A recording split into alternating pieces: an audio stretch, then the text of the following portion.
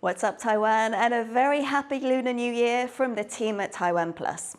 I'm Louise here with 10 minutes of news from Taiwan and around the world. A US news platform says House Speaker Kevin McCarthy plans to visit Taiwan this year, and defense officials are already preparing for his trip. The report from Washington, D.C.-based Punchbowl News says that officials in the Biden administration expect the visit to happen in the spring. Taiwan's foreign ministry has not commented on the report. Last year, Nancy Pelosi, who was Speaker before McCarthy, became the highest-level US official to visit Taiwan in 25 years. China, which claims Taiwan as its own, blasted her trip and increased military activity around the island.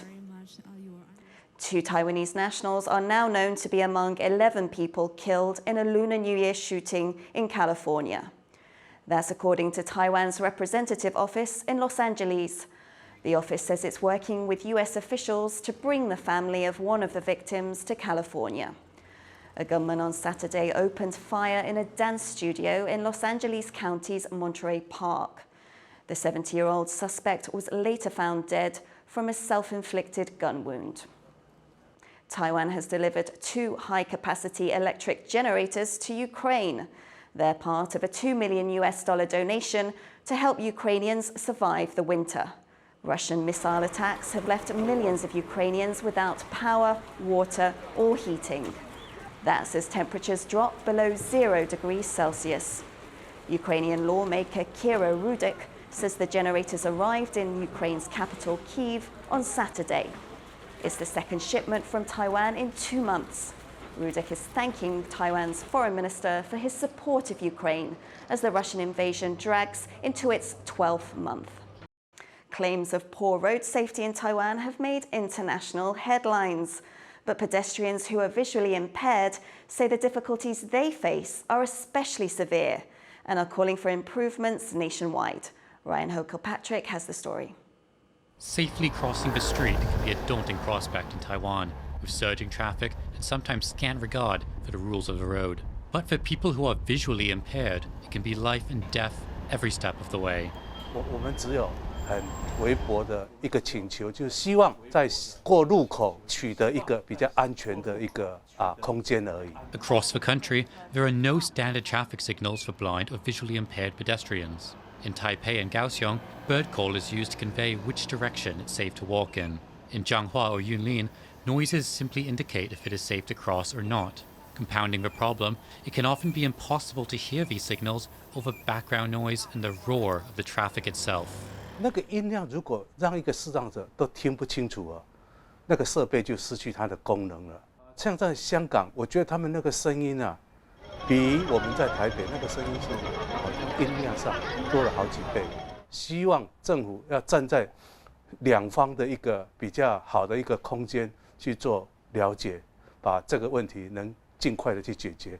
And that's just when pedestrians are lucky enough to find a crossing with any signal at all. Across Taiwan, only 2% have devices installed. 4 counties and cities have none. After recording a 10-year high in traffic fatalities last year, authorities are waking up to the urgency of the problem. Newly elected Taipei Mayor Jiang Wan-an has vowed to shake off the capital's reputation as a living hell for pedestrians.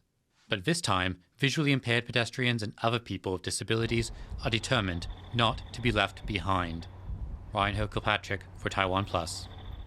Hotels and restaurants across Taiwan are offering higher wages to deal with a shortage of workers. Some say they'll pay staff nearly $15 an hour during the Lunar New Year holiday. That's around $3 more than the legal minimum. Others are offering new recruits over $1,000 a month, well above Taiwan's minimum wage. The jump in wages comes amid a post-pandemic boom in travel and dining out. That's left many businesses short-staffed. One survey has found that 80% of hotels and restaurants need more workers, and more than 90% are hiring. The Lunar New Year is a time when many people return to their hometowns to spend the time with family. And in some places, towns organise festive banquets to welcome people back. Leslie Liao looks at some of the biggest of those feasts taking place around Taiwan. Traditionally, the second day of every Lunar New Year is a day for women to return to their hometowns. It's a custom known as 回娘家. In anticipation of that happening, some places in Taiwan put on roadside banquets as a homecoming treat. One of the biggest is in Neimen district in southern Taiwan's Kaohsiung city. This year's banquet had over 350 tables, seating thousands of people. It's been 2 years since Neimen held this kind of feast, and people say they were eager to enjoy it again. 有那个公告的时候，我们就马上订了。我们11月30号就订了。 So famous is the banquet that Kaohsiung's mayor Chen Qimai showed up to have a taste. Kaohsiung isn't the only place that's having a good time. In central Taiwan's Taichung City, one extended family is having its reunion party. The Zhang clan is all here, including the oldest member of the family, Grandpa Zhang. He's part of the family's 18th recorded generation.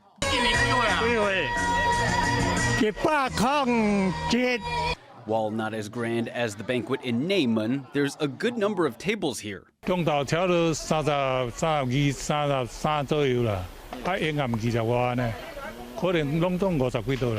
The holiday is a time for people to get together with family and pull out all the stops with the celebrations. So for many, Lunar New Year is a rare instance where people can go big and go home. Eason Pan and Leslie Liao for TaiwanPlus. And if you're looking for somewhere to go for the Lunar New Year, a new eco park has opened in southwestern Taiwan. The garden will allow visitors to learn more about the country's ecology. Sally Jensen reports. This is Alishan chrysanthemum, a flower popular among Taiwan's tea drinkers. Its aroma is sweet, quite different from what scented the air here before. This site in the plains of southwestern Taiwan used to be a waste incineration plant, but it's been transformed into an educational eco-park. 今天特别发表，把阿里山的邮局整个互译到我们这个园区里面来。 A local university decided to renovate the disused incineration plant. It's now an academic industrial project aimed at restoring biodiversity. It's also a public leisure zone showcasing the budding flora. Besides chrysanthemum tea, organic cosmetics and soaps are being sold here. 透过地方创生的手段，能够让我们的乡亲可以因为这样的一个互译成功而得到利益。 Native to Taiwan, the flower normally grows at Alishan Mountains' higher altitudes. But where industry once laid soil to waste in the city suburbs is now a sea of gold, where residents can enjoy a cup of Alishan chrysanthemum brew while surrounded by a testament to transformation and renewal. Howard Chang and Sally Jensen for TaiwanPlus. An underwater mailbox off the coast of Taiwan's outlying Green Island is getting some shore leave. The mailbox is shaped like a batfish and usually sits just over 6 meters below the surface. It's popular with divers who can leave postcards there to send to their friends and family. But this year's northeast monsoon is stirring up the ocean and making it difficult for divers to reach the mailbox. So local authorities have moved it ashore where you don't need a snorkel or scuba gear to reach it. They say it will be kept there until the end of April. Thank you for watching What's Up Taiwan. Remember to download the TaiwanPlus app for more stories from Taiwan and around the world. Finally, today we leave you with images of people in Cuba's capital, Havana, celebrating Lunar New Year with a dancing dragon. I'm Louise Watt. Take care, and we'll see you next time.